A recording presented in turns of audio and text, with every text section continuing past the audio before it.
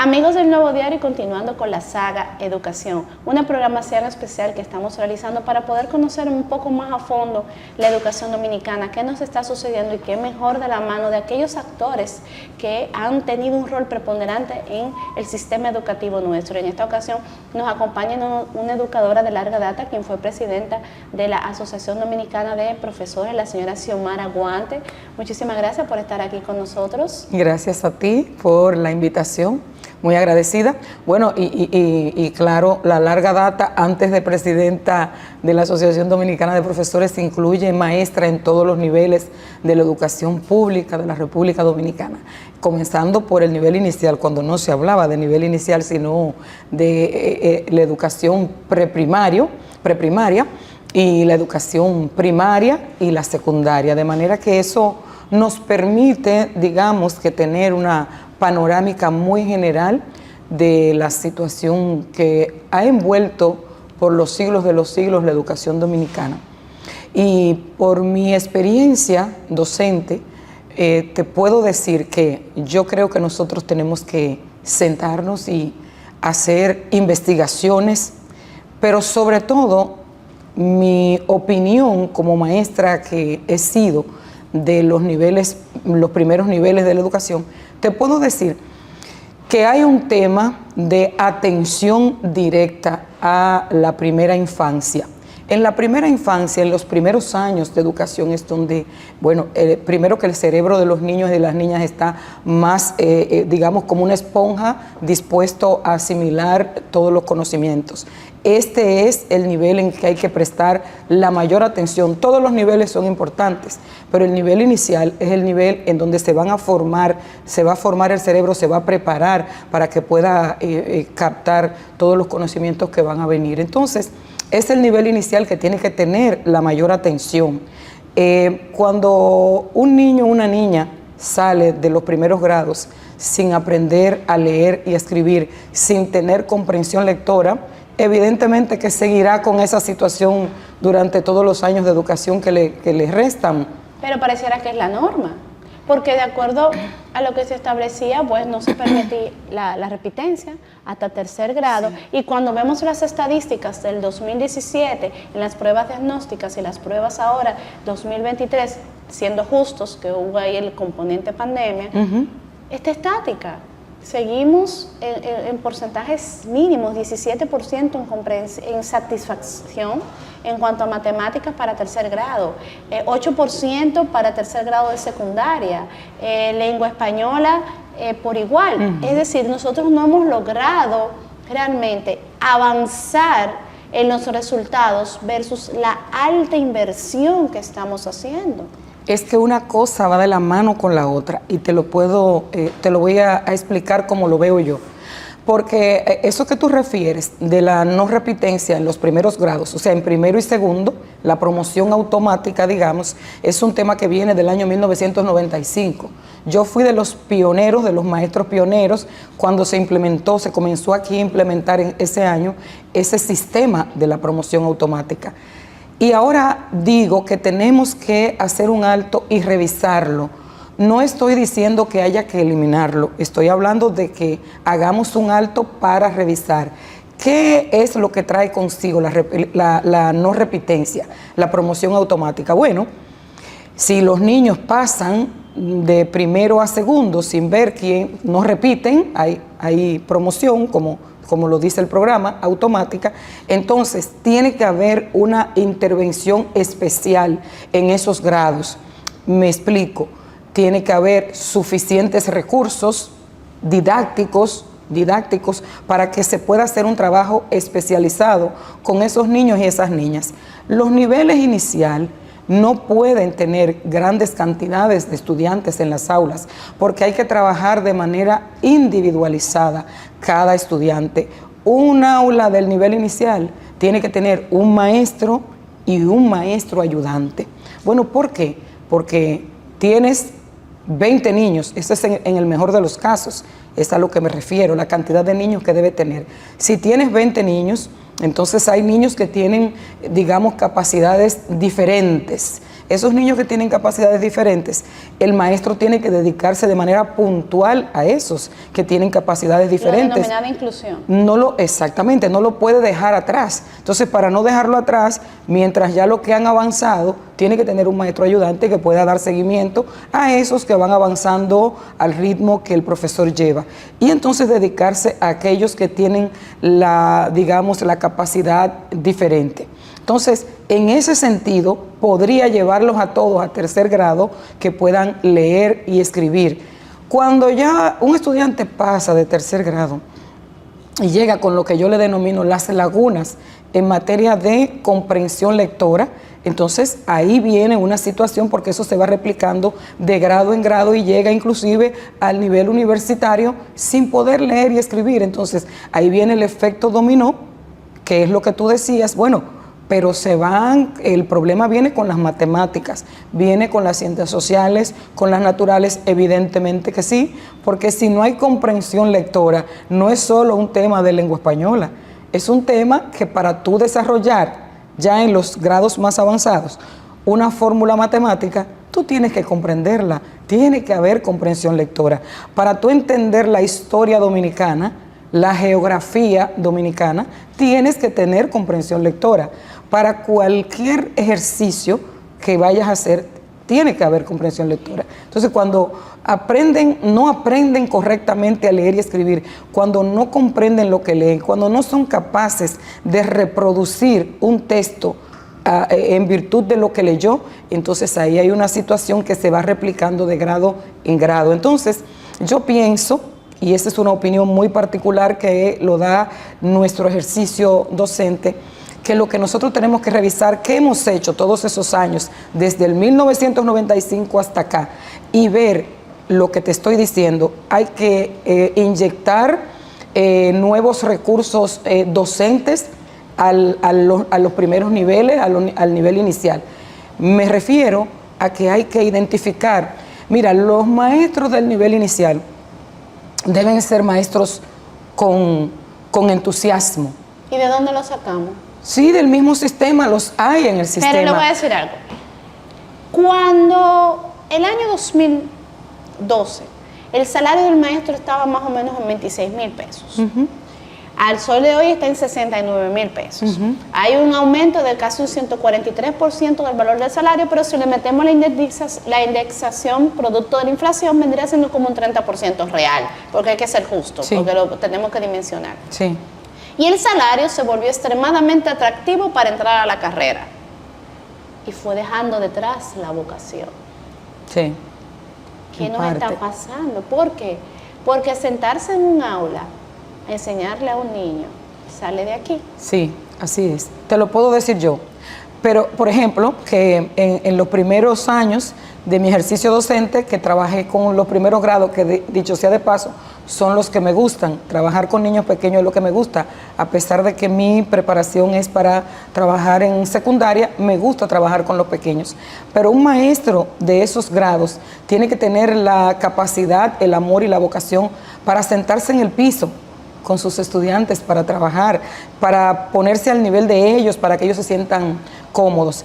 Pero fíjate, es que hay de todo. Yo no discuto que pueda haber algún maestro o maestras que hayan entrado al sistema que no sea por la vocación natural que tiene que tener un maestro, porque es una profesión muy demandante, una profesión que demanda de ese amor, de ese entusiasmo, de esa vocación de la que tú hablas. Sin embargo, hay muchos maestros que les gusta su profesión, que aman su profesión, pero además tú tienes que seleccionar en los primeros grados, sin ánimo de discriminación. Yo no iría ahora mismo, y mira que te digo que esos son los niveles que me gustan y que he trabajado en nivel inicial, no iría a trabajar este nivel, bueno, porque ya mi edad me impide hacer cosas que hay que hacer con esos grados. Mi amor y mi vocación es la misma. Yo con mis nietos trabajo ayudándolos a hacer sus tareas, pero el vigor de un maestro más joven, yo pienso que hay que seleccionarlos y sobre todo con esa vocación, para que puedan estar en esos primeros niveles y puedan dar todo lo que hay que dar con esos niños y esas niñas, pero sobre todo apoyar esos grados, ayudar y colaborar para que hayan suficientes materiales. el maestro ayudante es necesario, se hace impera, se hace casi una obligación que haya maestro ayudante y reducir la matrícula de los estudiantes, de la cantidad de estudiantes que van a estar en esos primeros grados. Aquí yo tengo que un cafecito que le brindemos. ¿Tú no tienes hambre? ¿No quieres algo? Sí, un cafecito, Vamos estaría a darle bien. Un cafecito estaría muy bien. Porque Arismendi está fajado ahí atrás en el área de la estación. A lo mejor él amablemente puede tener el detalle y el gesto de brindarle un café a doña Xiomara, porque yo quiero entrar en un tema muy importante con que ella me ayude. Y esa es la ADP. Yo necesito entender la ADP. La ADP nace como la institución para la reivindicación social de la figura del maestro. Pero de un momento a otro se ha dado un vuelco a que pareciese que las reivindicaciones de los maestros solamente están vinculadas al aspecto económico. Y donde, para alcanzar ese objetivo, el más sacrificado termina siendo el niño, niña o adolescente, es decir, el estudiante. Nos ponemos como a la edad de ellos. Si tú no me das, te quito. Si no me das lo que te pido, paro las clases. ¿Qué pasa con ese docente que real y efectivamente tiene una vocación versus las herramientas con las cuales logra sus reivindicaciones sociales? Mire qué señor tan elegante le ha traído ese café. Mire qué caballero. Arismendi se lo mandó. Muchas gracias. Las damas usamos azúcar de dieta. Para la próxima es importante que eso se tome en consideración aquí. Dígame, doña Xiomara. Gracias. Mira, la ADP definitivamente es un instrumento de lucha y de reivindicación del magisterio, pero que tiene que estar conectado, y nosotros siempre en nuestro paso por la ADP en los diferentes cargos que utilizamos, pero sobre todo que es donde más se visualiza la participación de un dirigente de la ADP es cuando llega a la presidencia. En el caso de nosotros que asumimos la presidencia 2018-2021, nos cuidamos mucho de ese tema, de que la ADP, claro, su función fundamental es defender los intereses de los maestros y de las maestras, pero no podemos desligarnos de nuestra esencia. ¿Y cuál es nuestra esencia? La educación de nuestro país. Y nosotros quisimos siempre conectar esto de las reivindicaciones con la lucha y la defensa de la educación pública, y también asociar todo esto con el aporte de la ADP a elevarnos los niveles en la calidad educativa. En ese sentido, siempre hay roces entre el Ministerio de Educación y la ADP porque hay un tema de roles. No es ni siquiera roces que tengan que ver de índole personal. Por lo menos en el caso nuestro, nunca tuvimos una conducción que tuviera matices de ninguna índole. Quisimos hacer una conducción que fuera exclusivamente de defensa de los intereses del magisterio y de la educación pública dominicana. En ese sentido hay que concentrarse en llevar ambas cosas, y eso nosotros cuidamos mucho de eso. Una de las cosas que más cuidamos fue del tema de la politización interna. La ADP es uno de los sindicatos más políticos que existe, porque todo el que está en la ADP como dirigente viene impulsado por un partido político. Yo pienso que eso la hace grande, la hace, digamos, que pueda mantenerse en el tiempo, porque están todos los partidos. Sin embargo, quien dirige tiene que cuidar de que los procesos de demanda, los procesos de movilización no se te politicen, digamos, con la política partidaria. Y se vuelve un instrumento de oposición. Y se vuelva entonces un instrumento que se instrumentalice la ADP para beneficiar tal cual partido. Y de eso nos cuidamos nosotros cuando estuvimos al frente. Fíjate que nosotros no convocamos ni una sola huelga, no porque no tengamos ese derecho. La ADP tiene ese derecho, está consagrado en la Constitución de la República. Todos los trabajadores y trabajadoras tienen ese derecho. Ahora, ese es el último recurso que se utiliza en materia de reivindicaciones. No es el primer recurso que se utiliza. Nosotros utilizamos mucho. Fíjate que nuestra dirección en la ADP pasó por 3 ministros, lo que no le ocurrió, que yo recuerde, a presidente de la ADP. ¿Y la pandemia? Alguno. Pasamos la pandemia y pasamos 2 gobiernos, el Partido de la Liberación Dominicana y luego el Partido Revolucionario Moderno, nuestro partido. Y aún así nosotros pudimos mantener esa dinámica de que lo que primara fuese el interés en las necesidades del magisterio y el interés en lo que tiene que ver con la educación de calidad. Es muy demandante. El magisterio es demandante porque la educación encierra muchas cosas, porque hay múltiples situaciones, todo lo que hemos venido hablando. Hay, digamos que, muchas carencias porque arrastramos muchas cosas del pasado y además porque impartir docencia y enseñar es muy difícil. Y el Ministerio de Educación también encierra temas muy difíciles y muy complejos. Entonces, todo esto hace que también dirigir la ADP sea un tema complejo y difícil. Ahora, quiero decirte que con el tema de las reivindicaciones salariales, ciertamente que los maestros han significativamente ido mejorando a través de los años el tema salarial. Sin embargo, yo pienso que siempre es bueno revisar, mejorar y mejorar también nuestra práctica como docentes. Eso hay que irlo llevando de la mano, porque no se puede quedar atrás, nuestro ejercicio no se puede quedar atrás. Siempre tenemos que tener presente que hay que poner en alto la educación y tratar de mejorar, no importa cuántas dificultades afrontemos. En ese proceso de las reivindicaciones que se realizan a través de la ADP, nunca se tomó en consideración estas problemáticas, me explico. Ahora, en las recientes pruebas PISA, pasamos de estar del lugar 78 al 79. Según los resultados, 1 de cada 1000 estudiantes dominicanos llega a la excelencia académica. Entonces, la pregunta es, cuando se planteaban estas mesas de trabajo, ¿no se tocaban también estos aspectos para poder lograr estas mejoras tan necesarias? Sí, claro, esos aspectos siempre se tocan. La ADP es contraparte de todos los procesos que se realizan a lo interno del Ministerio de Educación.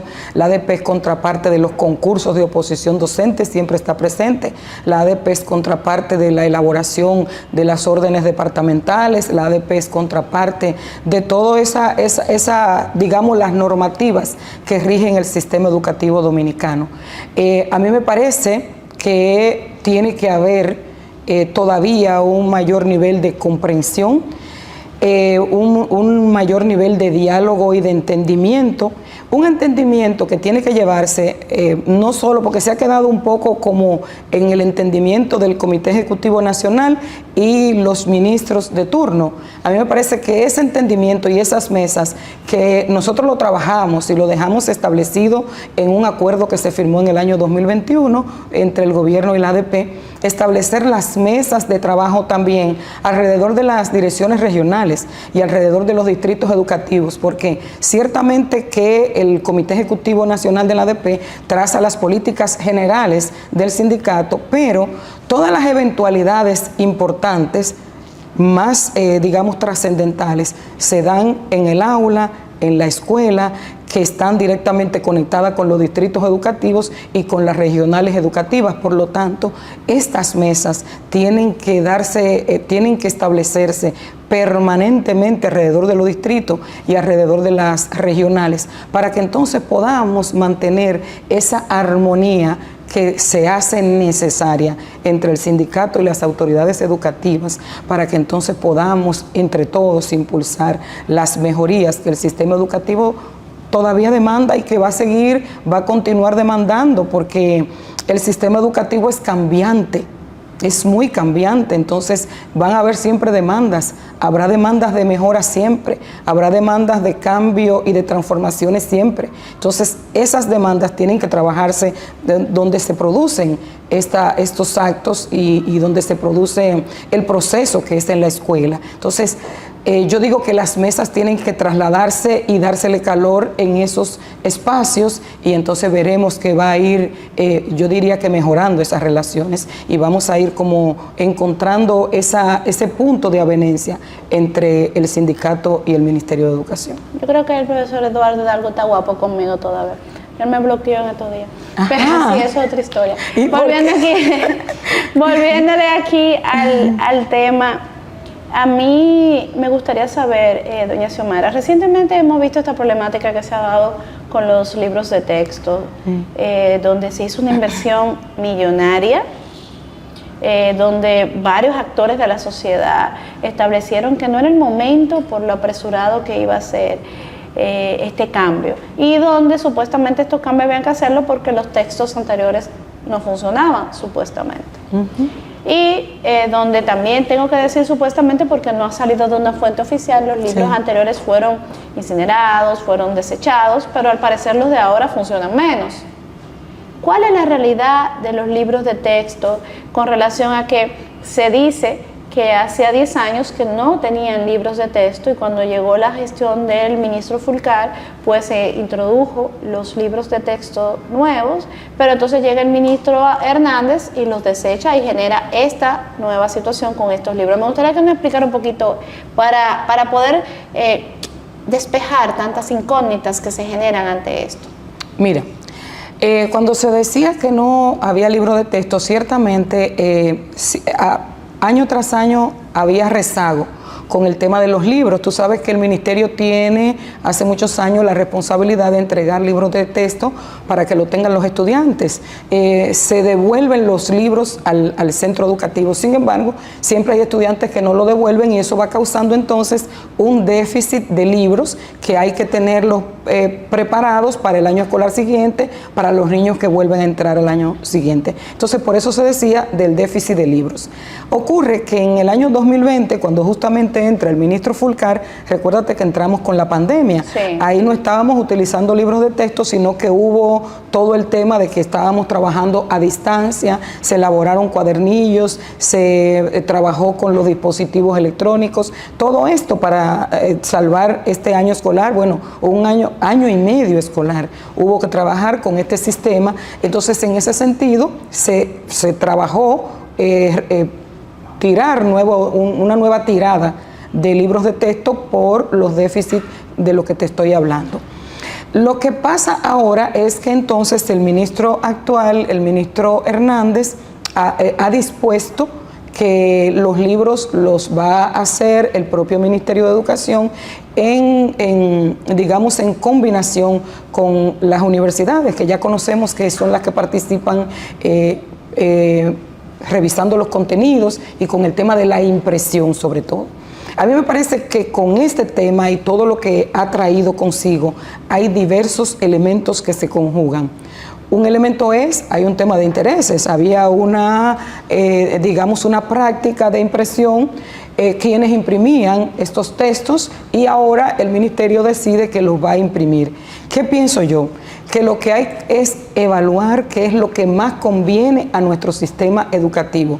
Si conviene la impresión, porque ciertamente, como lo ha anunciado el ministro Hernández, genera un ahorro de recursos que siempre se necesita en el sistema educativo, porque aunque tengamos 4%, nunca es suficiente para abordar y para abarcar tantas cosas que hay que hacer. Entonces, si vamos a tener un ahorro de ingresos, de recursos, eso es sumamente importante. Ahora, no sé si tendremos la capacidad de permanecer en el tiempo haciendo esto de la impresión. Lo que yo sí pienso es que tenemos que dedicarnos a hacer digamos, una revisión, que el ministerio pueda dedicarse a seleccionar sus contenidos, revisar los errores que se encontraron en los libros, hay que revisarlos. Pero se dañaron. Bueno, pero hay que revisarlo, Si los errores que tiene, obligatoriamente hay que salvar eso, hay que revisarlo. Y si ciertamente nos va a traer un ahorro y el ministerio tiene la capacidad para dedicarse a eso, pues magnífico, bienvenido sea. Si vemos que no se tiene, entonces, bueno, delegar eso para que el Ministerio de Educación pueda dedicarse a lo que tiene que dedicarse, que me parece que el tema de los contenidos es fundamental, el tema de los contenidos. Entonces, yo creo que ahí hubo un conjunto de muchas cosas, y pienso que lo que hay que buscar, lo que más convenga a nuestro sistema educativo y lo que más convenga en definitiva para quienes está diseñado todo lo que se hace en el ministerio, que para nuestros niños y nuestras niñas, nuestros jóvenes, los adultos que se benefician de estos textos. Ahora mismo vemos que hay también un tema con la enseñanza del idioma inglés, que fue una propuesta que inició el profesor Fulcar y que se ha detenido. ¿Qué ha pasado con ese programa de inglés en las escuelas? No, la enseñanza del inglés ha estado siempre en nuestro sistema educativo. Nosotros tenemos muchos maestros que son licenciados en educación en idiomas, en los idiomas, en todos los idiomas, básicamente en inglés y francés, y tenemos muchos licenciados. ¿Qué es lo que pasó? Que en unos años se detuvo el concurso para el ingreso de los maestros de lenguas extranjeras. Ese concurso se detuvo, digamos que en los años 2011 hasta el 2015, esos concursos se detuvieron y entonces no estaban ingresando maestros de lenguas extranjeras formados, los licenciados, sino que el Ministerio de Educación se concentró en el inglés por inmersión. Yo no es que esté en desacuerdo en el inglés por inmersión, pero el inglés por inmersión es para que tú puedas utilizar a esos jóvenes, que son jóvenes los que optan por el inglés por inmersión, tú lo puedas utilizar para que sean, por ejemplo, monitores o ayudantes en un aula del maestro de idiomas. Sin embargo, no puede sustituir nunca al licenciado en lenguas extranjeras, porque ese maestro, primero que se capacitó para eso, y es una falta grave a su profesionalidad que se deje de reclutar a ese docente que se preparó justamente y tiene todo el derecho. Y en esos años se dejó de implementar el concurso para ellos. Ha habido un entaponamiento con ese tema. No es que no se diera el inglés, sino que lo estaban implementando jóvenes que muy bien pueden servir de monitores y de ayudantes, pero que no tienen la preparación para impartir el idioma como tal, como segunda lengua en un aula. Entonces, lo que se ha logrado es ahora retomar el concurso. Ellos han vuelto a concursar y entonces están participando formalmente y serán de nuevo retomadas los nombramientos de los maestros y de las maestras de lenguas extranjeras, que eso se había apartado durante 7 u 8 años. El proceso de las pruebas para poder ser admitido en la carrera de educación, la prueba PUMA, ¿estos procesos continúan, están habilitados? ¿Se le ha dado curso a ese requerimiento de que era como un filtro para poder ir obteniendo el perfil del docente que queríamos? Claro, sí, sigue. O sea, hace unos 2 años, 3 años, hubo un gran debate, tú recuerdas, sobre la prueba, sobre todo sobre la prueba POMA, para el ingreso a estudiar educación por el tema de la complejidad. Se quejaban algunos del filtro con aquella normativa 0915, sin embargo, eso sigue, y a mí me parece que siempre tenemos que actuar ni tan lejos del santo que no le dé calor, ni tan cerca que le queme. Tenemos que ver de manera integral este tema, pero siempre cuidando que entre lo mejor a estudiar educación, porque lo necesitamos, que entre lo mejor, que entre la vocación, que entre quienes tienen las condiciones, las capacidades, las aptitudes y todo lo que haya que hacer para que podamos tener esos filtros. A mí me parece que hay que hacerlo, y luego entonces, además de que se preparan, de que tienen esos filtros para entrar a estudiar educación, luego vienen entonces los filtros que se presentan con el concurso de oposición docente, y también me parece que son los mecanismos idóneos para que nosotros vayamos paulatinamente, progresivamente mejorando en el tema del ingreso a la carrera, como nosotros siempre lo hemos demandado desde el sindicato. El concurso es la mejor forma para el ingreso, primero porque le da oportunidades a todo el que se prepara. Ya hace mucho tiempo que se abolió eso del dedo de un político para que tú puedas ingresar al sistema educativo, y además eso permite que obviamente haya filtro y que quien entre tenga las condiciones, las competencias y las capacidades. Luis Abinader está obtemperando por un segundo mandato. ¿Cuál es la visión de Luis Abinader con la educación dominicana? ¿Hacia dónde en caso de ser reelecto, la República Dominicana entiende que pudiera llevar Luis Abinader la educación? Yo pienso que él ha hablado mucho de cuál es su visión. Yo recuerdo que hace apenas un año asumió un discurso que yo viéndolo decía, bueno, habla como si fuera un maestro de aula, porque hablaba justamente de un tema que nosotras tocamos hace unos minutos que tiene que ver con la educación inicial. Habló y planteó el fortalecimiento del nivel inicial, que yo te decía que para mí esa es la clave, y eso lo dice mi experiencia. Por eso dije que él habló como un maestro, como si fuese un maestro y experimentado, porque nosotros los maestros sabemos que esa es la clave: atender la educación inicial, fortalecer esos primeros grados y los primeros grados de la educación primaria, inyectarle todos los recursos necesarios, permitir que las aulas tengan menos estudiantes y más maestros, y fortalecer la labor y el trabajo de esos docentes. Eso es la visión del presidente Luis Abinader, porque lo ha expresado, y nosotros ya habíamos hablado aquí de que es la base, la clave, digamos, para que podamos ir resolviendo. Que si hacemos eso ahora, no es algo que se verá inmediatamente, lo vamos a ver quizás a 5 o 6 años. Que la gente no entiende eso. La gente no entiende eso, pero nosotros implementando esas medidas que se ha anunciado, que anunció el presidente Abinader y refrendó ese anuncio el ministro Ángel Hernández en los días, hace pocos días, de fortalecer el nivel inicial y los primeros grados de la educación primaria.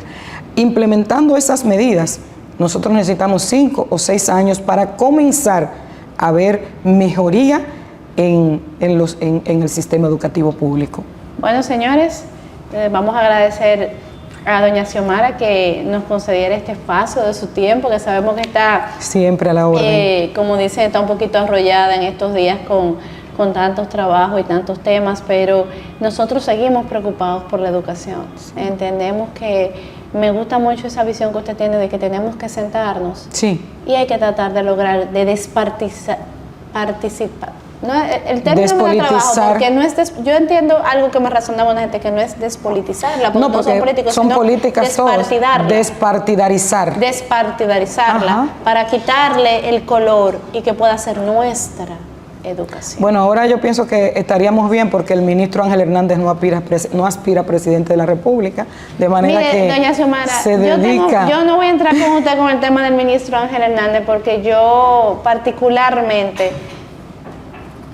prefiero obviar el tema para no colocarle sesgos a la entrevista, porque por donde va no creo que va.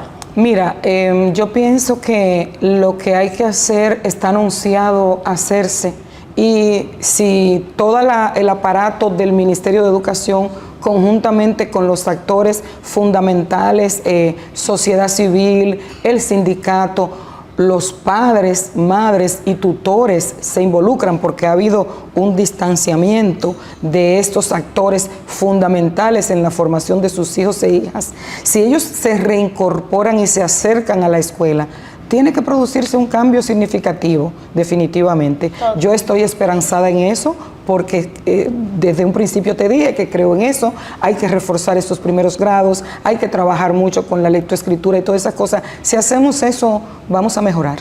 Bueno, yo sé que sí que vamos a mejorar, pero no inmediatamente se verá. En 5 o 6 años estaremos hablando entonces de ver óptimos resultados en educación. Bueno, señores, muchísimas gracias por acompañarnos. Quédense que el Nuevo Diario tiene mucho más de contenido e información para todos ustedes.